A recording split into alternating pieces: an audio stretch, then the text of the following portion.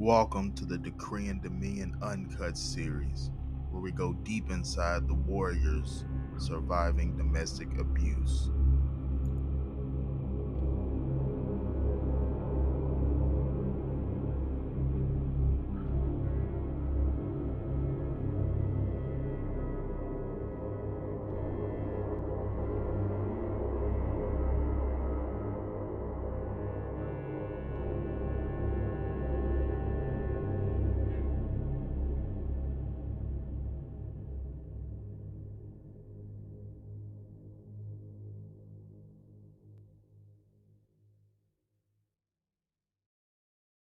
Good evening, good evening, good evening. Welcome to the Decree Dominion podcast with your host, Dark Law. This is the Decree and Dominion Uncut, episode 6, y'all. And on Decree and Dominion Uncut, we interview domestic violence survivors. I actually don't call them survivors, I call them warriors that survived their transgressions. And so we want to encourage all audience and listeners to take the power back from their oppressors and their assailants and speak up and allow them to tell their story. And so here on the Korean Dominion Uncut, we're going to come at you raw, come at you unfiltered, and we're just going to decree the dominion of your mind raw and unfiltered. And so we have a wonderful special guest for episode 6, y'all. We have Miss Tiffany Mariie, an award-winning spoken word poet out of St. Louis, not St. Lunatic, St. Louis, Missouri. And so, Tiffany, can you tell a little bit? Welcome to the show. Welcome to the Creative Dominion Uncut. Thank you. And can you tell the audience a little bit about yourself? Yes. So my name is Tiffany Mariie. I am a spoken word poet from St. Louis, Missouri. I've been doing spoken word poetry for about, well, my daughter's like 5, so like 5 or 6 years. It started off just honestly me writing down my feelings and then turning it into poetry. Um, my main mission with it honestly is to reach younger women or even just older women and basically show them that it's okay to speak up about your hurt, love, anything that you feel, and don't be silenced about it. A lot of the time us as women or just people in general feel silenced about things, so my main goal is to speak up about my hurt, anything that may bother me, and show others that it's okay to be loud about it. Um, Other than that, I perform all over. I do battle poetry as well. I go out of town and perform. I do poetry in town as well. I've just started circling out of town. I've only been to Springfield and Chicago, but I have a lot of more. I have a lot more things coming up with my tour that takes place in August. So, well, starts in August. So, Awesome, awesome. And so again, welcome to the Creative Dominion. Glad to have you. She going on tour, y'all, in August. Hope you heard that. Hope you tune in towards the end of the episode. We'll tell you where you can join her on her poetry tour. And so yes. as I start with every episode, again, this is the Korean Dominion Uncut. So obviously this is her story.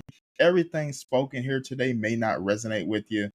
Not everybody is a personal survivor or warrior of domestic violence, but everybody knows somebody that's went through domestic violence, whether it's a family member, whether it's a coworker, childhood friend, classmates, people in your, public groups. Maybe you're in a club or activity, a fest. Everybody knows somebody, whether they know it or not, that's been through domestic violence. And so here on the Cree Dominion, we always encourage all the listeners and viewers to resonate with one thing. Take one thing that's said here today that you can use as a positive and add it to a daily value of your life to become the best version of yourself and also decree the dominion of your own mind. And so, Tiffany, why don't we start with how you grew up and I'll let you flow. Okay. So I grew up on the south side of St. Louis. Um, I don't want to say I grew up rough because we actually, as a family, we had a decent life. My grandfather provided for us all the time. However, my mother did have me very, very young. So I didn't have her in my life as much as I may have needed to or wanted to, um, which caused kind of a wedge between us. Growing up, I was always the different kid. I was always different from everybody else in my family. Like everyone, growing up, they were like fighting and they all went to like these city schools and they were all like kind of in the streets, just had their own thing going and everyone kind of flowed. You know that they all were family. And this is like for both sides of my family, my mom and my dad. However, I was just always that oddball kid. Like I never fought. I went to like the county schools. Education was different than what the city schools were providing for people. Um, I went outside, but I never really did much of anything. Um, I didn't ride bikes, didn't like dogs. Like I just was like a weird kid, I guess. I listened to different music. I was always just really different from my family, and that got me, I ain't gonna say picked on a lot, but it got me laughed at a lot. And it really caused a lot of hurt for me because I was always different and I thought different was good when I was younger. Um, and it actually followed me throughout my life and it still does, just being different. And sometimes being different isn't a good thing to people. So, starting off young, growing up, it was always just being a different kid and just having to fit into a family that I felt like I was born in this family. This is my family. I'm a part of this family, but I feel like I had to do too much to fit in to be like them. Um, yeah, it was hard. It was different for me. Um, just growing up and then being raised by my grandparents. My grandparents raised me for a while because my mom was extremely young. She's in the military. She was following dreams that she wanted to follow because she didn't get a chance to as a kid. And once we were able to actually get back to mom and daughter, it was just a weird bond. It really, it's still a struggle to this day. We're not perfect at all. We're very cordial, but it's not like I would want it to be, honestly. Um, and I feel like that plays a big part in like a lot of my hurt, a lot of just things that I experience daily. Just wanting my mom to be around more and wanting her to be there and just not being there. And it's not because I can't blame her. I don't know what she went through as a kid, but I definitely place some blame there. But yeah, that's neither here nor there at this point. We're adults, so I try to let things like that go. But I can't lie, it definitely is something I've been holding on to. Awesome, awesome. I definitely appreciate you sharing that. And you said a lot of key points there. One of the key points you said, and I think a lot of people unknowingly go through when it comes to family, and it's that we're all in that blood tie, right? It's like, oh, that's family. And, that's a whole can of worms of trauma. But we're always told, especially growing up in church or just in general, oh, that's your uncle, who, Rowdy or Randy or so and so, and oh, that's your cousin Jay. Say what's up to your cousin, and we're conditioned at a young age to just automatically accept family because we're blood, because of the blood tie.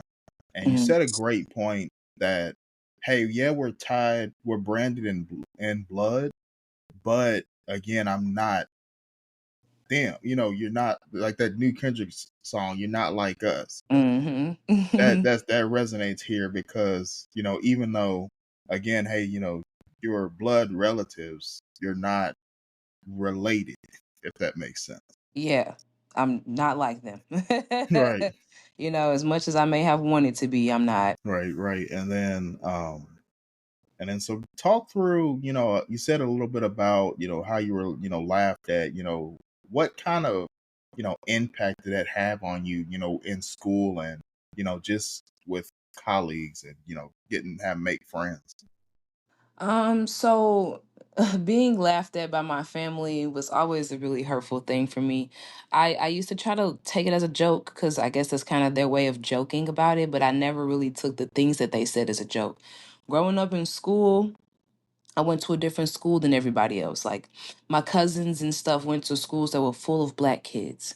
I went to school that was full of white kids.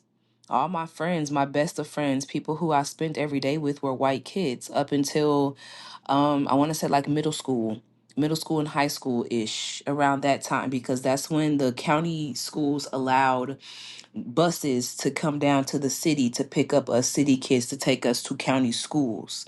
Because at a point in time, we weren't able to go out to those county schools unless we lived in that area.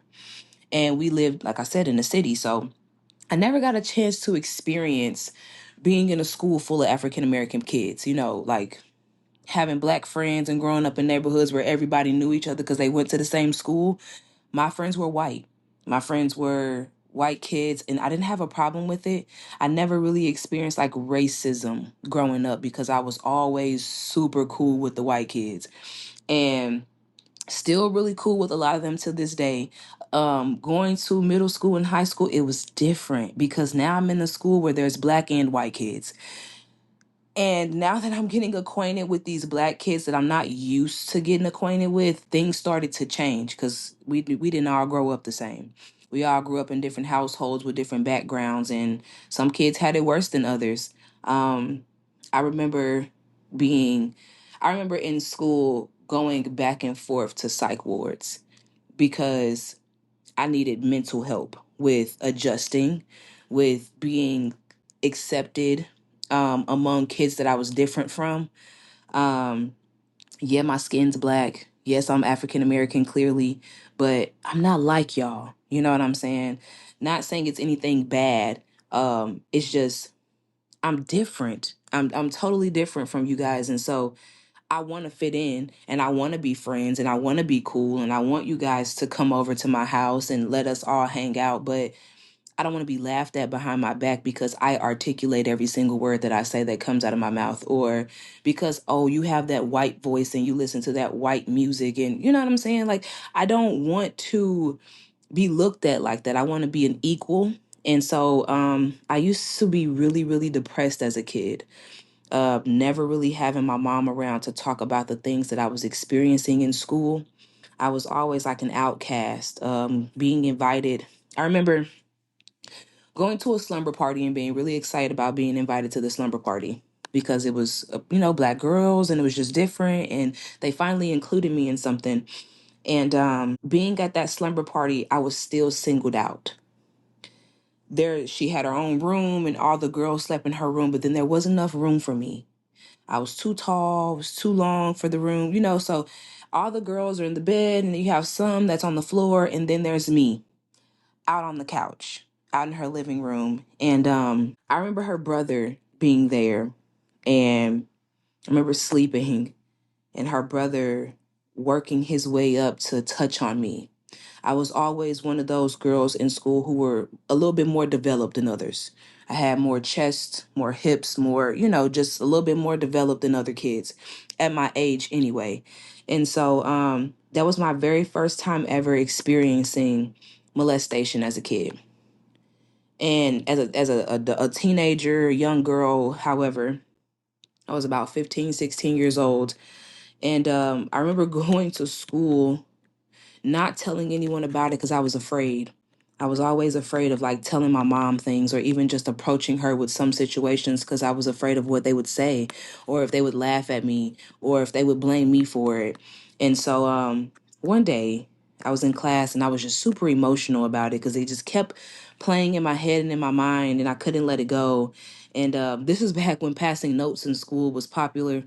And so I passed a note to a young lady in my class and I was explaining to her like why I was so emotional that day and quiet. And the teacher caught us passing notes and read the note and ended up calling my mom.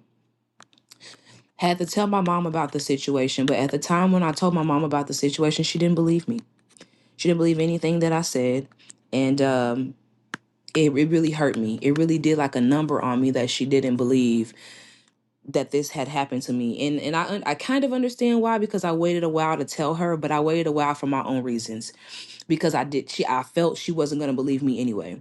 I felt they were going to talk about me and laugh at me anyway. So um at the time my mom was dating a guy, and the guy took it upon himself to go and find this young man who molested me.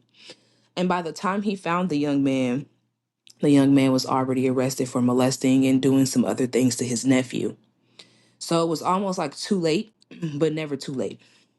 Um, at that time, my mom, I don't know if she felt bad about it. I don't know if, how she felt about it at that time because we never discussed it. I never got like an apology or anything like that. But that situation ruined school for me.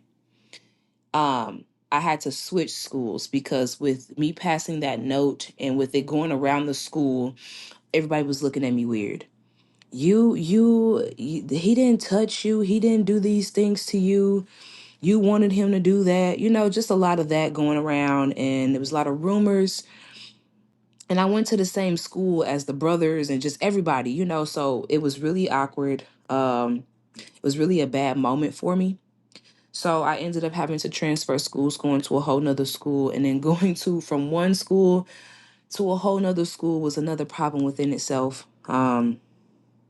Bullying. I experienced bullying with those kids because, again, I'm different and I look different.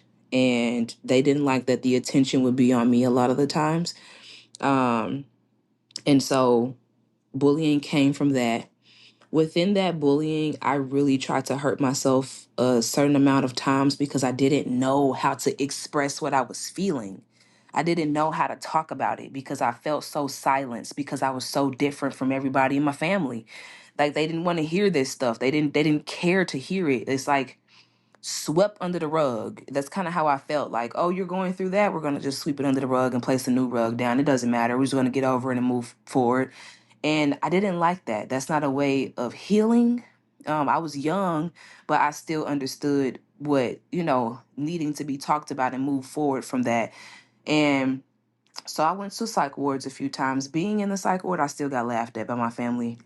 Ha ha ha, you tried to kill yourself. Ha ha ha. You're going to learn your lesson. We're going to keep you in there. We're not going to let you out. Because at this time I was too young. So my mom had to sign me in and sign me out of this place. So she would only sign me out when she felt like it was time for me to come out of there. And I didn't think that was the smartest thing. Because it really traumatized me as a kid. At the fact that she didn't think that I needed the proper help. Now going to a psych ward is different.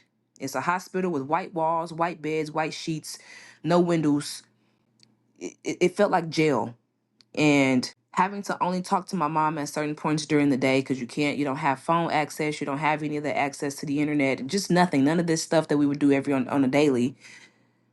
Every time I talked to her, it was always you still don't get it. You're gonna learn your lesson. But what lesson was there to learn as a young kid who just really needed her mom and needed to be able to express herself?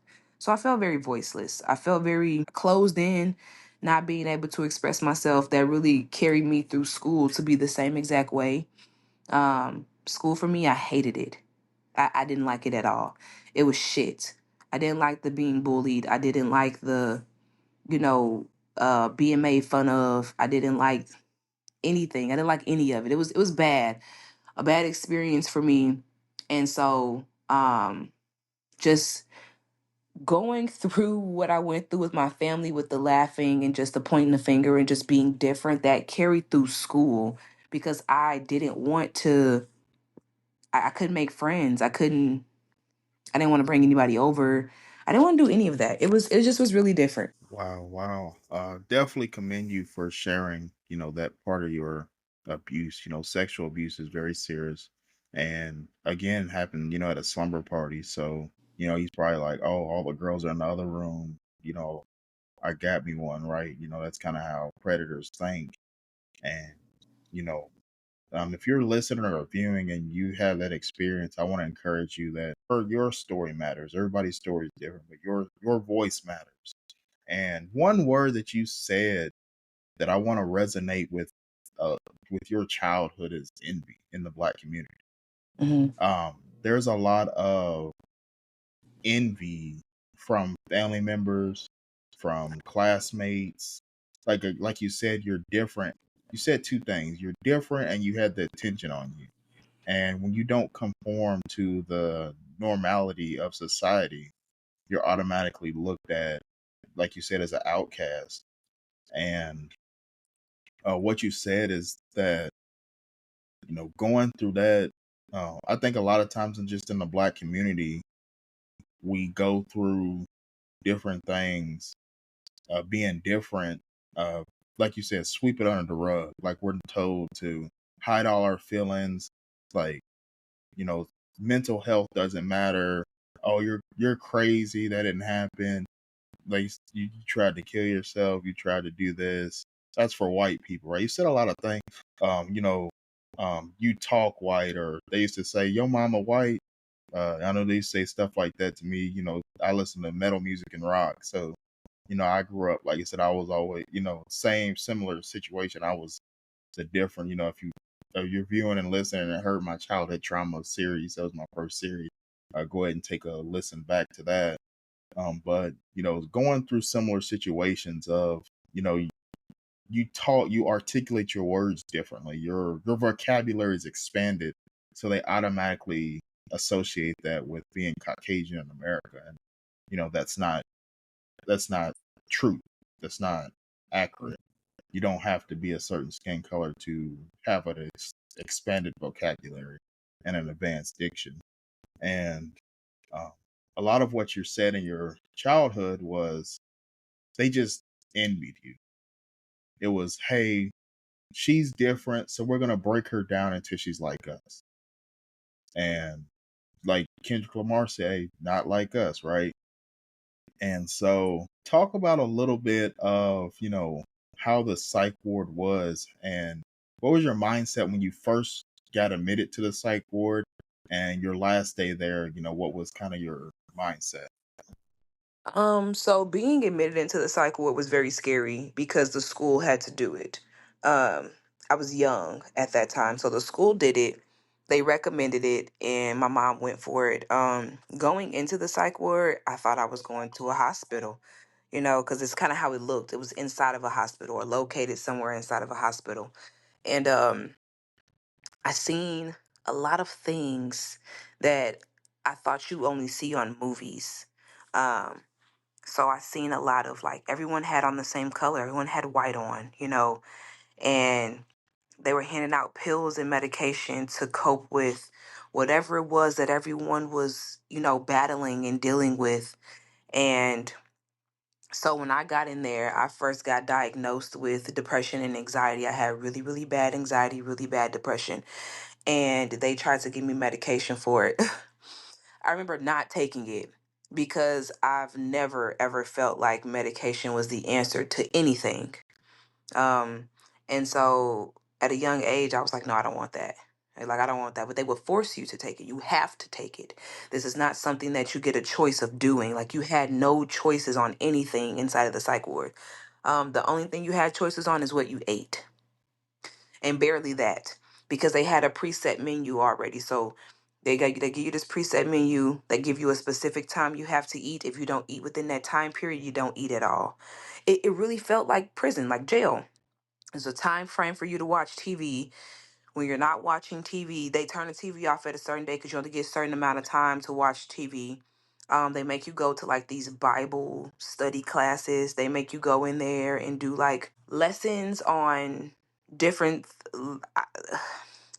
lessons on like different learning experiences, how you can cope with certain things, how you can cope with your depression, ways that you can get around, the just all of it, like just different ways to just cope with everything. I know most of it was just coping.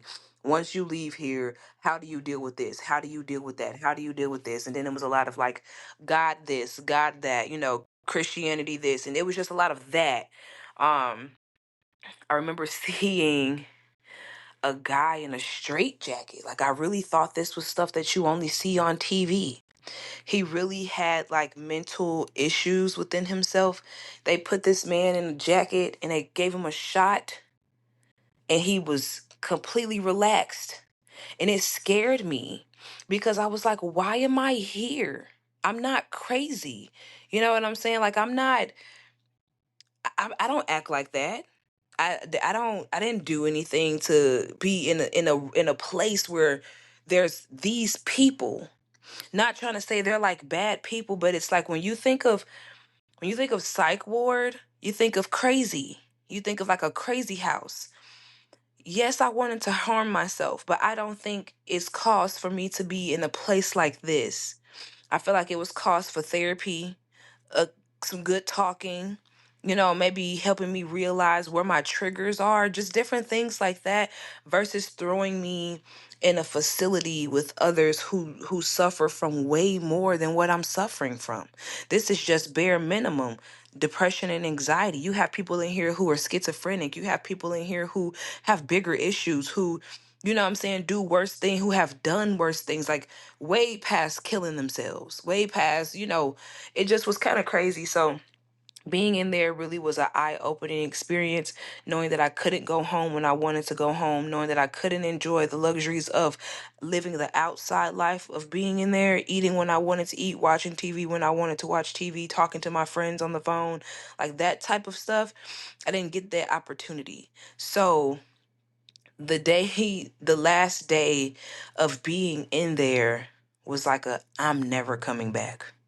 Y'all ain't never gonna see me in this motherfucker again, because this is not where I belong. And the craziest thing ever is, as an adult, I went back. I went back as an adult. But at that time, when I went back as an adult, I was able to do more, and I knew better when being in there. I knew what my main purpose was for being in there when I went back as an adult. But leaving that last day, I was extremely excited. I'm going to go home. I'm going to be this new person. I'm going to be, I learned a lot in here. Not saying I didn't pick up any tips or coping mechanisms or things like that. Like, I learned a lot, but I'm ready to go, because this isn't a place for me. And when I left and went home, it's like things progressively got worse with my family dynamic and just school and things behind closed doors. But I was able to cope with them just a little bit better based off of what I was able to pick up from being in there already. So a learning experience, but also a eye opener. Like, this is not for everyone. This is not when you think about committing suicide. If you're not going to go through with it, understand there's circumstances behind it. It's going to be circumstances in general with trying to commit suicide, but this is not one of those things you want to do. This is not going to help you. This is really just going to hinder you and make you feel a certain way about yourself. So that was my experience the very first time going. Awesome, awesome, man. Um, what intrigues me the most about your story is that, like you said, you said it. I hope the listeners and viewers heard that. Why the like? I just feel like you're getting punished for being different. Like a severe, like unharsh. Like you said, like you just needed somebody to talk to, a counselor, a therapist, or the weekly sessions, in the chair, and in the lady's office, eating Cheetos and talking about your situation and your life. And Hmm. why do you think the 0 to 100 real quick, like just forget the counseling at school or forget the seeing a counselor, we're just gonna go straight to that crazy house, like you said. Hey, you know what? I don't know. Um, I've always tried to figure that out. Um, I know that in school, when you say certain things, let me rephrase that. Going to a mostly majority white school, and then you have your certain spurts of black kids. The number one thing that they look for in black homes, in my opinion, was to take the black kid from the home. Anything to do to get them from that home. DCFS, I think that's what it's called, will come and assess any situation. You could come to school with little warts on you, maybe a little bruise. You could be crying. You could be all nasty, clothes dirty, shoes all bent up, and they would want to remove you from your parents' like home and care, and put you in the worst of worst situations. Like, that's kind of what I got out of that. Um, it was like instead of us suggesting to send you to therapy, or the school counselor just isn't working, we're gonna take you to a crazy house, and we're gonna hope that they work with you. And then you have my mom who's like, well, yeah, we're gonna do that because the school said that you have to do it, so you're gonna do it. Versus her speaking up and saying, hey, my daughter don't need that. We just really need, X, Y, and Z. I don't know why they do it, but in my opinion, that's how I kind of interpreted it. Like going out there to those schools and being around that type of environment, it was just really different. If you weren't like them, if you didn't treat your kids like how they treated their kids with a silver spoon, and making sure they have the best of life, they would do whatever they can and could to get you out of that care and just put you in an even more fucked up situation. I know it probably sounds really weird, but that's just kind of how I was thinking then.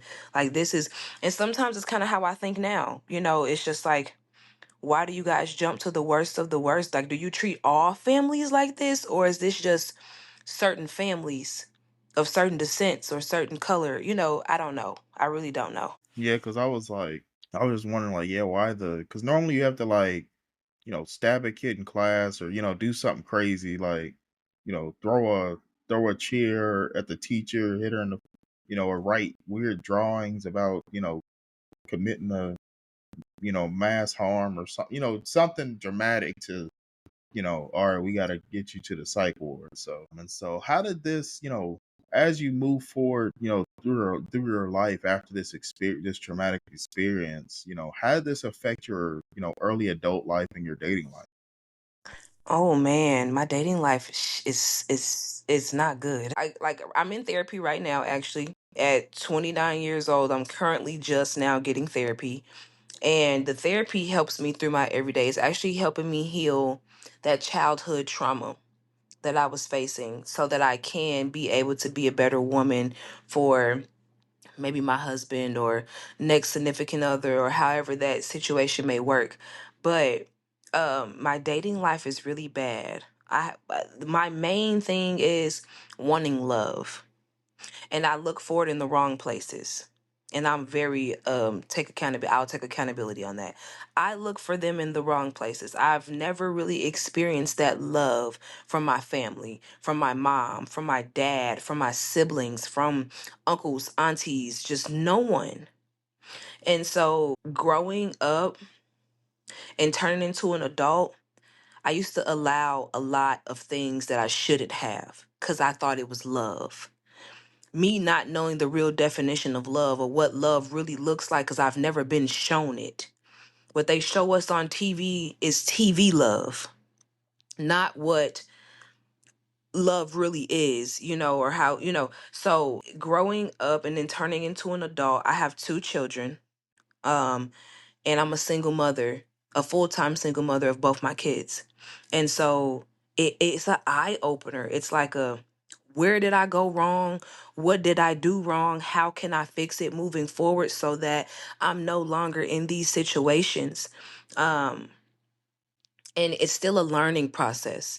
It definitely has affected my love life greatly. I'm still learning myself as a woman, learning how to love properly and learning what that actually looks like real genuine love, whether it's from a friendship or a relationship or however. I'm still learning that. Just growing into this woman that I want to be and show my daughters that it's okay to, make these certain mistakes, but let's just be a woman about it. And let me show you what real love is. I struggle in that department, showing them what a two-parent household looks like, showing them how their mother is supposed to be loved on, showing them what a present father in the house looks like. Like I am struggling in that department because I have not healed that past childhood trauma, because I'm still holding on to that hurt, to just the fake love and the envy and just all of that lives in me. I have nightmares about it nightly. I cry about it daily, and I write about it all the time. This is a lot where my poetry stems from. I may not perform a lot of this poetry because that is a different part of my heart that I'm just not really open to performing just yet. But if you listen to my poetry and if you listen to the things that I say and how I say it, you can hear the aggression. You can hear the hurt. You can hear like, this girl needs love. She needs, you can hear that type of stuff in the things that I say and the way that I perform it. And so it definitely impacts me greatly. I'm wanting to move on and move forward and really heal that part of me so that I can come off a little softer. Like, I know that I have that woman deep down inside of me. I just have to bring her out. But in order to bring her out, I have to get rid of that past that's like holding her back. It's like she's stuck in this cage and the person with the key is me.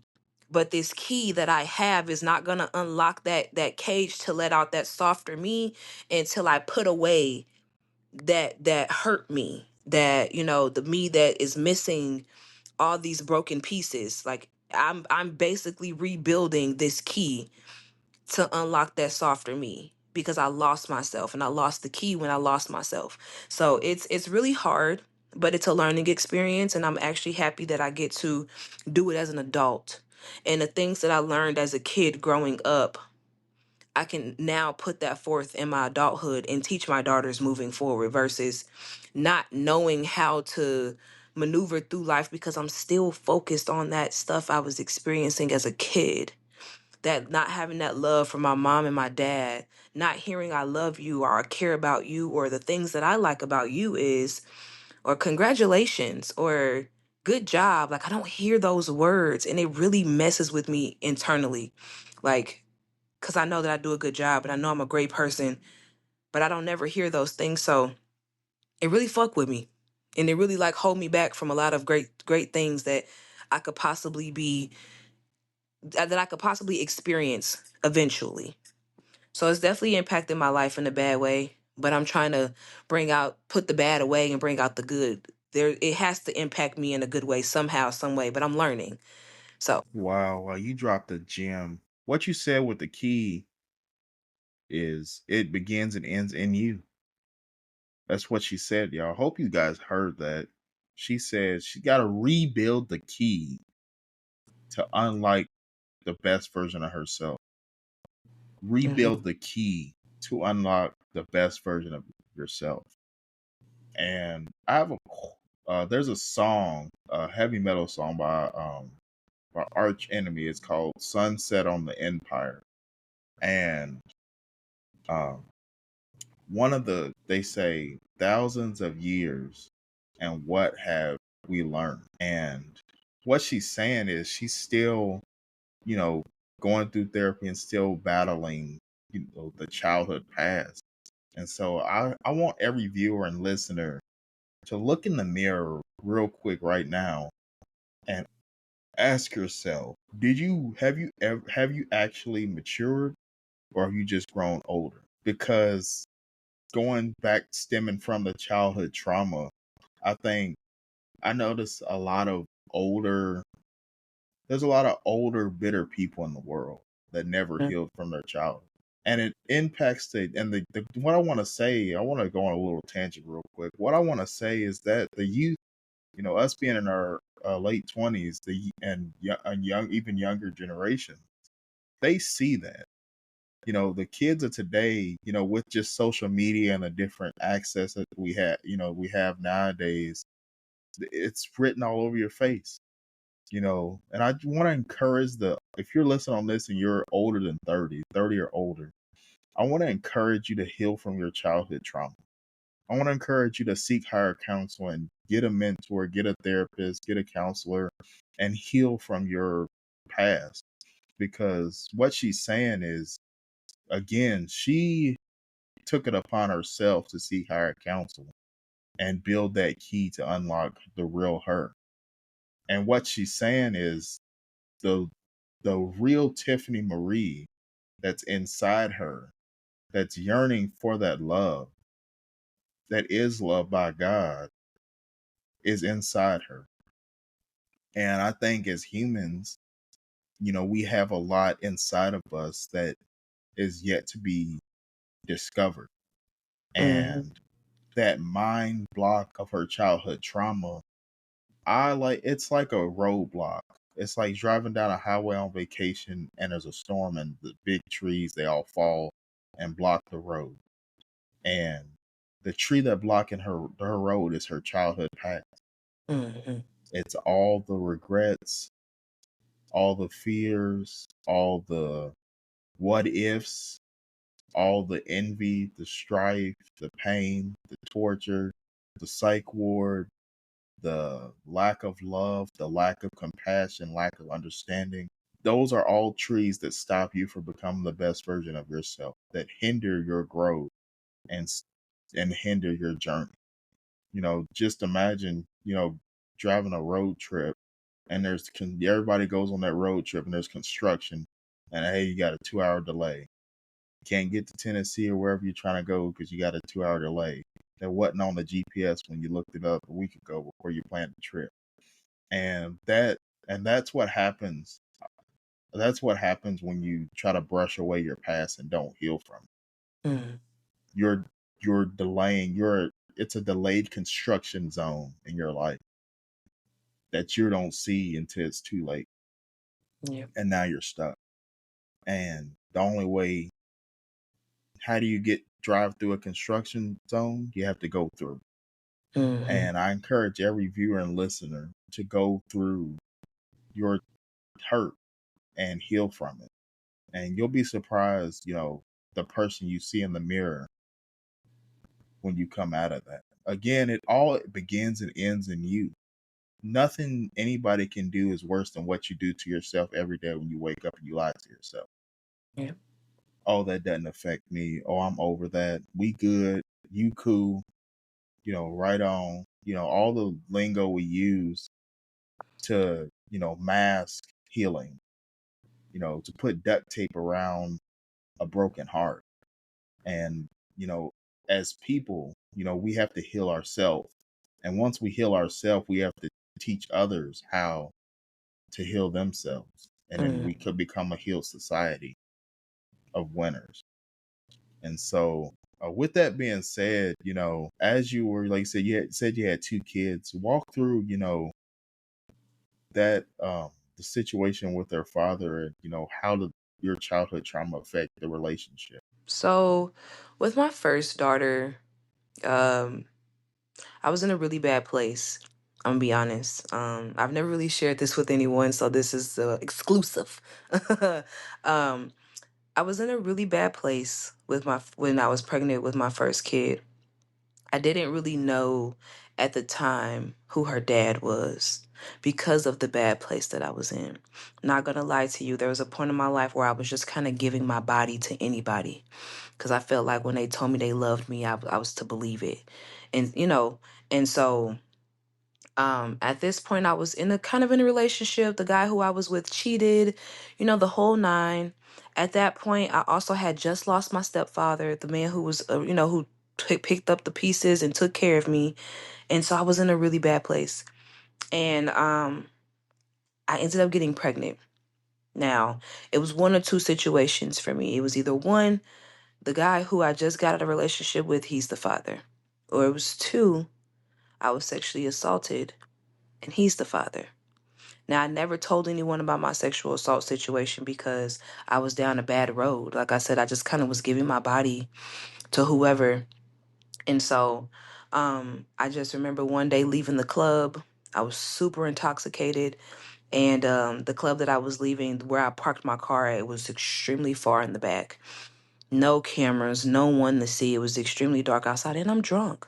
Um, I remember being sexually assaulted that night and not speaking up about it, being really voiceless, not saying anything because I blamed myself for it.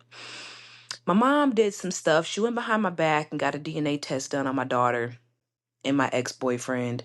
DNA the DNA test came back that he was not the dad. When that DNA test came back that he wasn't the dad, it sparked a whole nother just problems for years down the line for me. Um, However, I ended up accepting the fact that okay, he's not the father, then I know who the father is. Not that I know who the father is, I know the situation of where my baby came from. I ended up still keeping my daughter because I felt like, first of all, God's not going to do anything. He's not going to put you in situations that aren't meant to bless you. That's kind of how I looked at it. So I looked at my daughter as a blessing in disguise. She's going to save my life. She's going to put me in a direction of where I can save myself, of where I don't have to keep going down this road of hurt. And so with my daughter, being pregnant with my daughter, she didn't have a dad. My family was involved, but they were very abusive. I experienced emotional abuse, physical abuse, verbal abuse, a lot of it. Some people may not think that verbal abuse is a thing. Verbal abuse is a thing. People say a lot of hurtful things, and some people may say sticks and stones may break your bones, but words may never hurt you. Those words can hurt you. Those words can stick with you and make you think certain things in your mind about yourself. And can take you back to a place where you tried so hard to get out of. So that psych ward I was in, I said I was never going back to, and all of that stuff. I fought really hard to get out of that place, just to be back mentally in that place because of the words that was being said to me, the actions that was being done to me. Um, so it was really hurtful. Ended up keeping my daughter. She's about 5 years. She's about to be 5 years old now. She's 4. She's very smart. She doesn't need for anything. I take care of her. I do it on my own. It's a struggle, but it's a learning experience. Because I knew that it wasn't going to be easy. Being a parent isn't easy at no time. My second daughter, I'm currently still pregnant. I actually go in on Tuesday to have my baby. Um, the father, I know exactly who he is. He's not present. He's not present because I chose my peace and my peace of mind and happiness over forcing a relationship or a co-parent relationship with someone. And I say that because I've never been in a domestic violence relationship where a person put their hands on me or beat the shit out of me.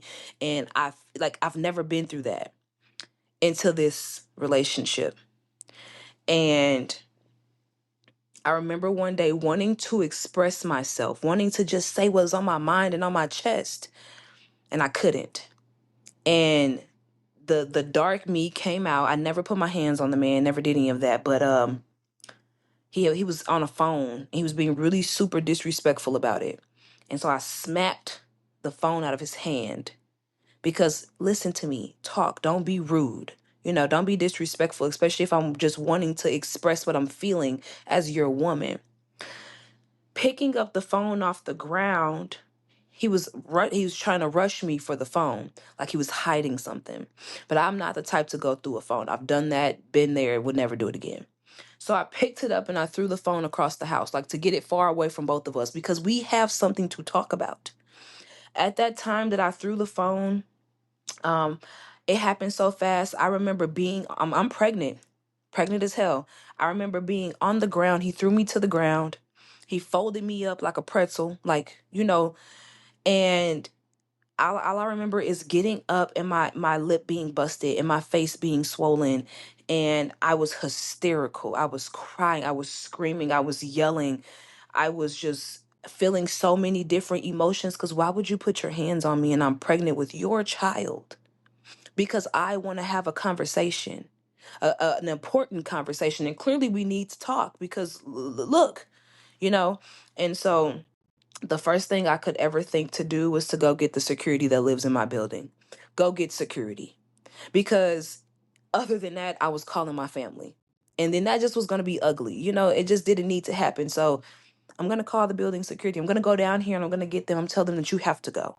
It was below 0 degrees this day. And I told that you have to go. That was one of the very first ever domestic violence situations with a man.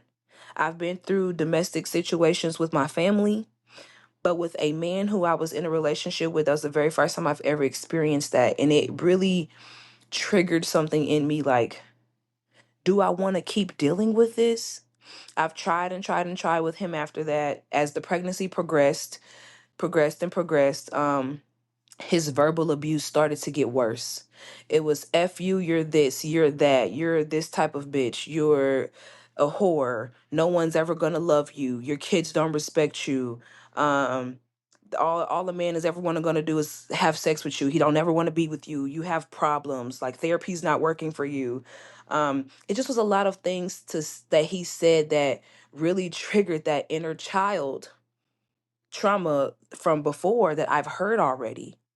And so I sat and sat for days crying and contemplating about if I was going to keep this situation going for the sake of having a father for my baby. I chose no. I've had conversations with my mom. She's like, you have to have a father for that baby. The baby needs a dad. The baby needs a dad. Granted, he may need a dad. She may need a dad. I'm sorry. She may need a dad. But until he learns to respect me as a woman, just not even a mother of his child, just as a woman, I can't have you around me. My peace is everything. My peace of mind is what keeps me sane. It's what keeps me going. I have two girls. I have two daughters. I have to show them right from wrong. And I cannot continue to allow you to deteriorate the little love for myself that I have left. Especially with me trying to rebuild myself. You're literally tearing at the band-aids that I'm putting on. So it was bad. I chose to let it go. No co-parenting, no nothing right now. But I'm a very strong woman. And so with therapy, with talking to God every day, I've really gotten so close to God. With talking to God every day, with therapy, and with just spending so much alone time with myself, I've chosen my peace over co-parenting. I've chosen my peace over a relationship. I've chosen my peace over fake love. Like, I can't do it. I can't do it. Good Claude have mercy. Y'all, I hope y'all, everybody listening, just take a deep breath. Just take a deep breath. I hope y'all heard that. There's somebody that's gonna listen to this episode that needed to hear that. What she said, hold on, let's pause for 1 minute. Pause for just a second. What she just said, I hope y'all been listening through this whole episode. She's been from her childhood trauma. As a child, she has been yearning for the love of fatherhood, yearning for love. Y'all, she just told you about her situation with her first daughter. Now she's in the relationship with and having the second daughter. She says her whole family is saying, her mother, the woman closest to her, is saying you have to have the father of your daughter in her life. It's a non-negotiable. And she's been wanting to yearn and find that father figure for her children. But the word I want to use is self-awareness. Self-awareness, and I'll use the ability to recognize who you are. I want that to marinate with the audience real quick. She said, even though she is 29 years of age, she said the 29 years of her of God-given breath, she has yearned for love, but not at the cost of life. I hope y'all heard that. She said she's not going to sacrifice. Peace is life, because once you lose the mind, you lose everything. The body follows the mind. And there's somebody going to hear this episode that you might be in that situation right now. You might be pregnant. You might not even be pregnant. You might be in a relationship where you're being abused and your family's saying stay. He's got a good job. He makes 6 figures. You're a waitress at IHOP. You're a CNA. He's taking care of you. Your mama, your daddy, your family saying stay with that man. You got the Louis Vuitton purse. You got the Corvette outside the driveway. Stay with that man. I want to tell you right now, leave. If it affects your peace, leave. You might be the one, maybe you have 4 or 5 kids with the same man, and he just proposed and he beats on you. And you're like, but I've always wanted to be married.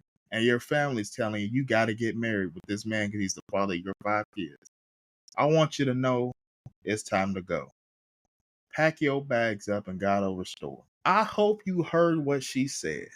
She said, despite me visually seeing what I have yearned for 29 years, I am not going to sacrifice my peace my life, my morals, and my values for the figment, for the figment, the false idolization of love. I want to tell the audience right now what she experienced, that's why I said self awareness.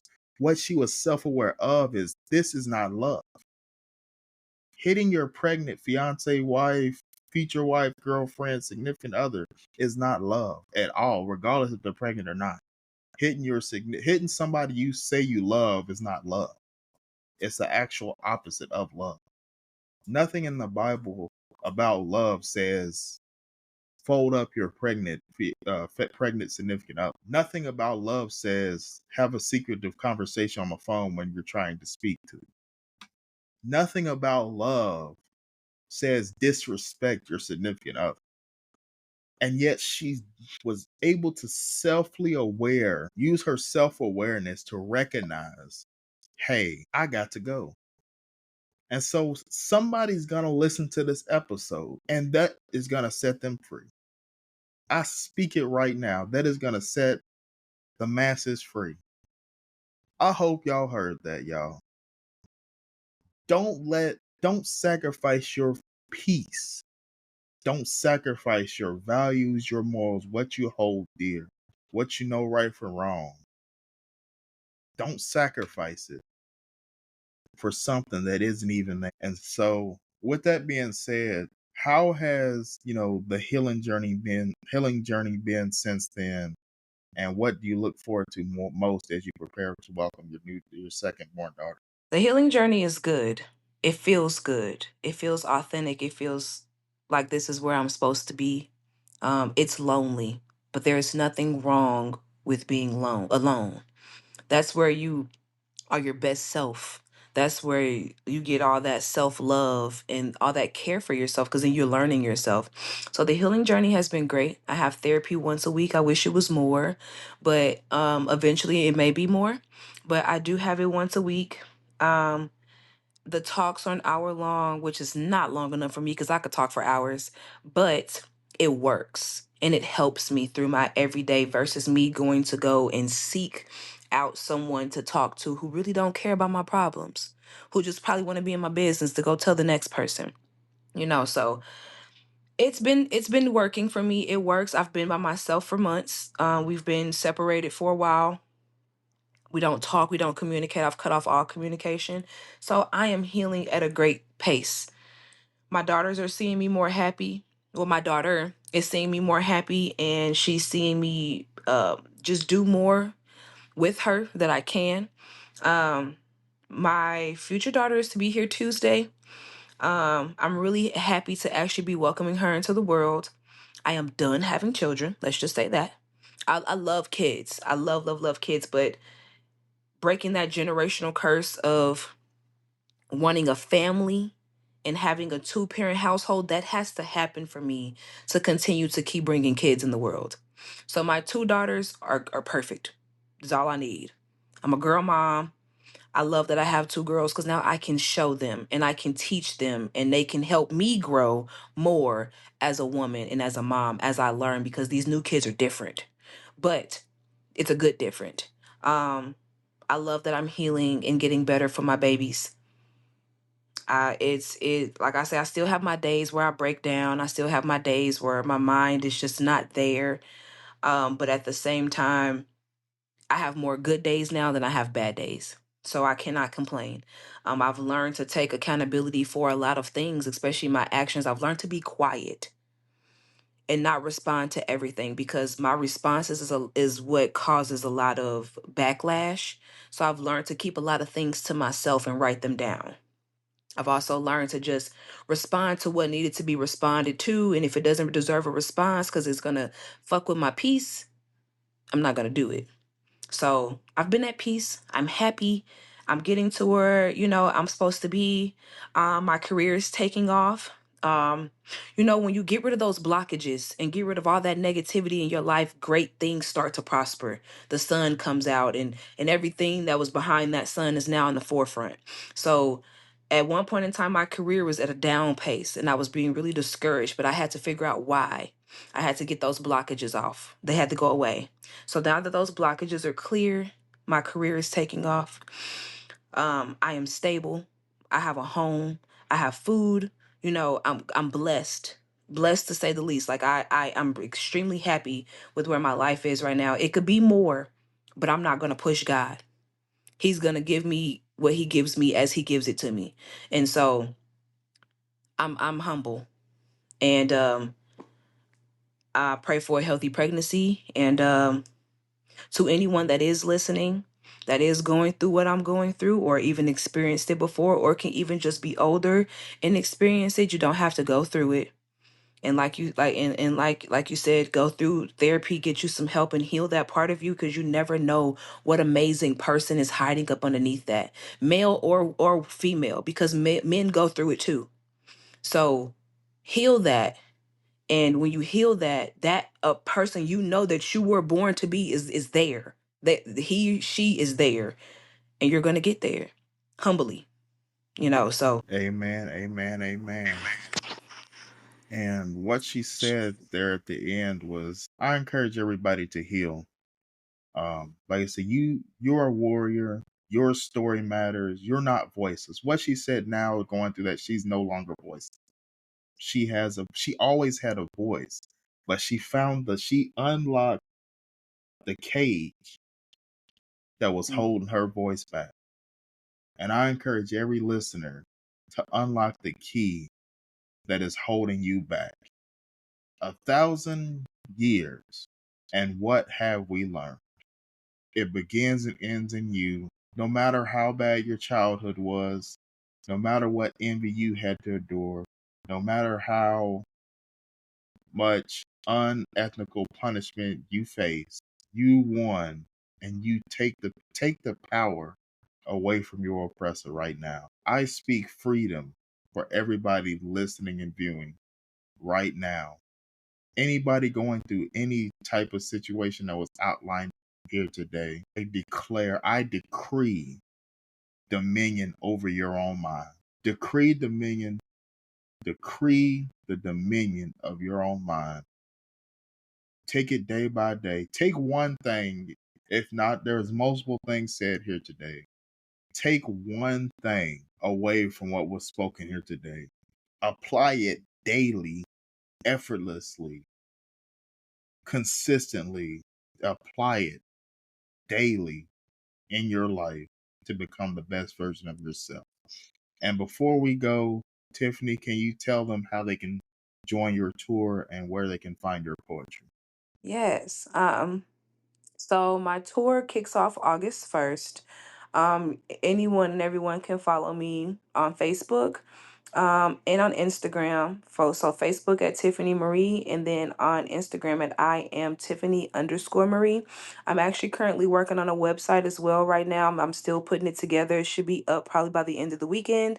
That way you all can just visit my website and it'll tell you where I am, when I'll be there, what venue I'll be at, and where I will be performing at. So if I'm in your city or near your city, or if you want me to even come to your city, there's all of that can be found on my website. It will be up soon. Um, Other than that, like I said, just follow me on Facebook or follow me on Instagram. I'm always active on those two sites. You can feel free to DM me. I'm always open to having conversations with anyone, whether it's them giving me advice or me just helping out the next person. You can always just reach out. I am a very open book. So, um, yeah. Awesome, awesome. And so, again, it's been a wonderful episode 6 of the Korean Dominion Uncut with Miss Tiffany Marie, spoken word poet out of St. Louis, Missouri. Again, thousands of years, and what have we learned? It begins and ends in you to create a dominion of your own mind and become the best version of yourself. Until Yes. next time on the Create Dominion. Thank you. Thank you, Hmm. Tiffany. Hmm.